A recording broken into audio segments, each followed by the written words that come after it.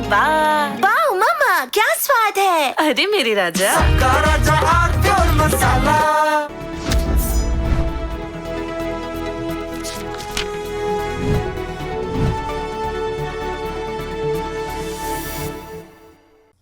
नमस्कार।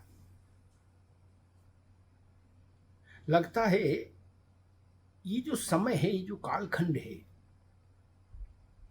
यह समय कांग्रेस के द्वारा खड़े किए गए, रचे गए, निर्मित किए गए नैरेटिव्स के ध्वस्त होने का समय है।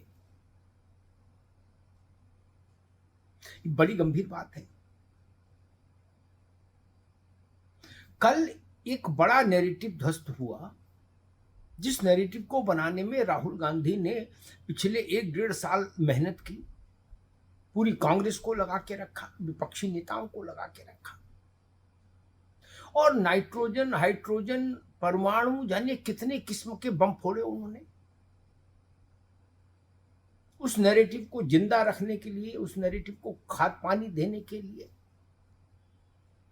और वो नैरेटिव था कि देश में जो मतदाता सूची में संशोधन की प्रक्रिया चल रही है, SIR, ये संविधान विरोधी है, ये लोकतंत्र विरोधी है, ये फ्रॉड है, इसलिए इसको तुरंत बंद होना चाहिए। इसके चलते, इस प्रक्रिया के चलते चुनाव आयोग और बीजेपी मिलके सारे चुनाव जीते ले रहा है। ये राहुल जी ने एक नैरेटिव सेट करने की कोशिश की, इसमें ऊर्जा लगाई।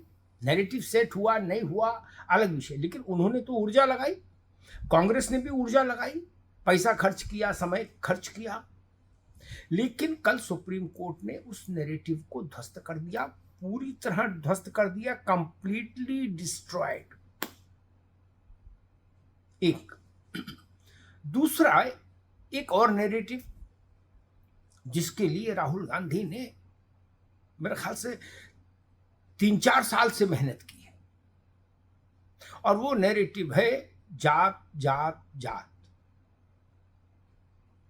केवल जात की बात होगी, बाकी किसी की बात नहीं होगी। सारा फोकस जाति पर। जातिगत जनगणना कराओ, जातिगत जनगणना कराओ, जातिगत जनगणना भारत का एक्सरे होगा, फिर कहा भारत का MRI होगा, जातिगत जनगणना होगी तभी नौकरी मिलेगी बच्चों को। ऐसा राहुल गांधी ने कहा और पूरी पार्टी को बाध्य किया कि तुम सब लोग भी यही बोलो। लग रहा था कि ये नैरेटिव चल जाएगा। अखिलेश यादव भी इसको पुश करते थे, बार बार तेजस्वी यादव भी पुश करते थे, लेकिन एक दिन अचानक नरेंद्र मोदी ने फैसला किया कि भारत सरकार जाति की गिनती कराएगी, जनगणना में जात की भी गिनती होगी, जाति का भी कॉलम होगा। कांग्रेस का नैरेटिव वहां से ध्वस्त होना शुरू हुआ जात पर। जो एक आक्रामक नैरेटिव लेकर कांग्रेस चल रही थी, वो आक्रामक नैरेटिव स्लो डाउन हो गया। लेकिन अध्याय अभी बंद नहीं हुआ था।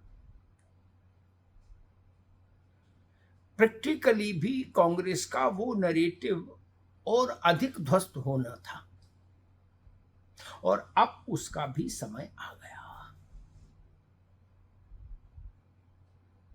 एक तो कांग्रेस की, राहुल जी की सरकार से मांग के जातिगत जनगणना कराओ, सरकार ने मान ली। सरकार ने कहा हम जातिगत जनगणना कराएंगे, क्योंकि हम खुद जातियों के चैंपियन हैं। जातियों की राजनीति में कौन पीछे रहना चाहता। लेकिन अचानक से कांग्रेस के अपने द्वारा शासित कर्नाटक राज्य में बवाल शुरू हो गया। पहले राहुल गांधी ने उस बवाल को टालना चाहा। मूंदहु आंख कतहु कछु नाही, गोस्वामी जी कहेंगे कि आंख बंद करो, कहीं कुछ नहीं, छोड़ो कर्नाटक। लेकिन आंख भी कब तक बंद रखें? जब हल्ला बढ़ने लगे, हंगामा बढ़ने लगे, तो आंख खोलनी ही पड़ती। आंख खोली तो पाया कि कर्नाटक तो हाथ से चला जाएगा अगर वहां नेतृत्व परिवर्तन नहीं हुआ। DK शिव कुमार ने अंतिम चेतावनी जारी कर दी कि या तो हमको बनाओ, नहीं तो फिर हम दूसरा रास्ता देखें।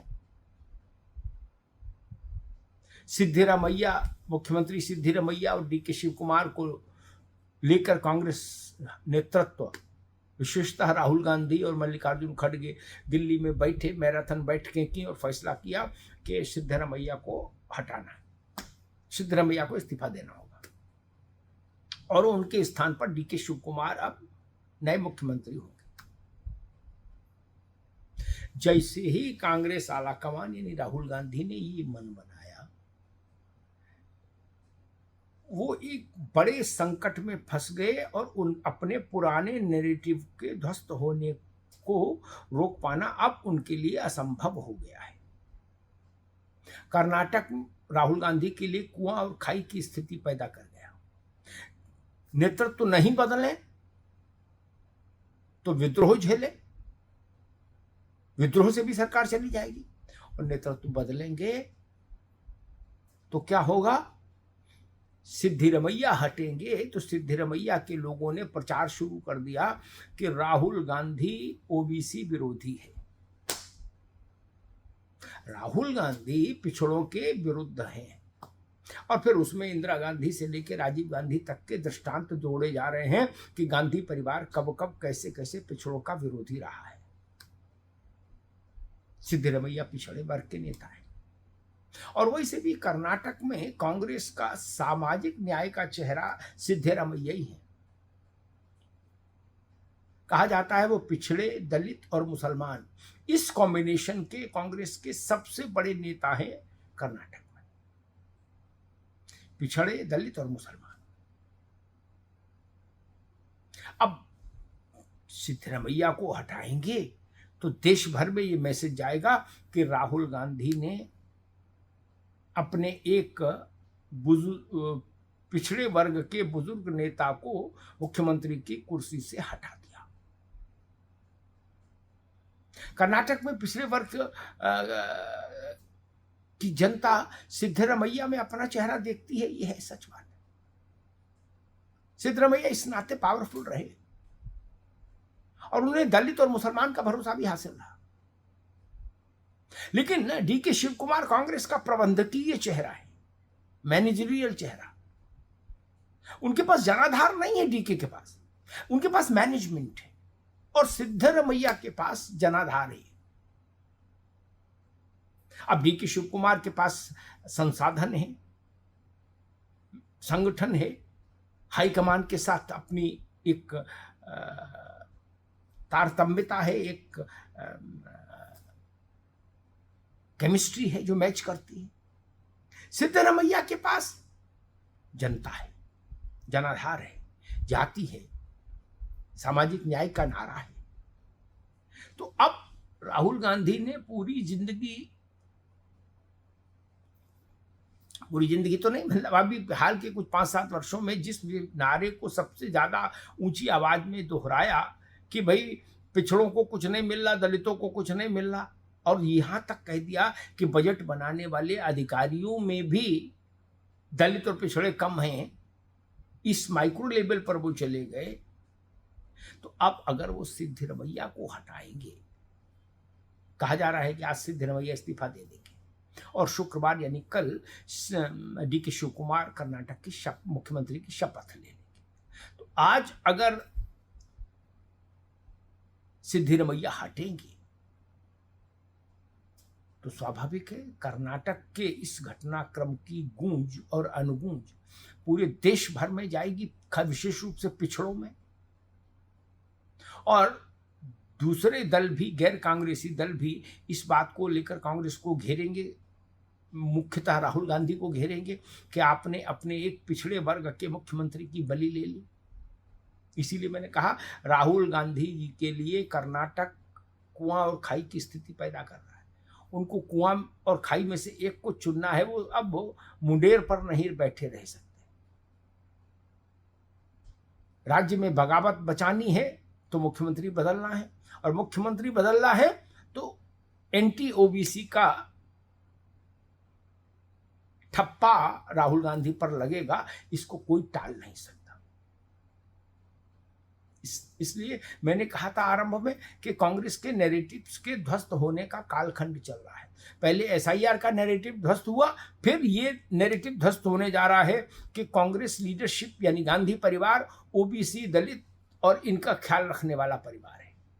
एक बुजुर्ग ओबीसी नेता अगर हट रहा है मुख्यमंत्री की कुर्सी से, और वो भी राहुल गांधी के आदेश पर, तो इसका खामियाजा कांग्रेस को उठाना भी पड़ सकता है। ये जान लीजिए, ये मान लीजिए। धन्यवाद।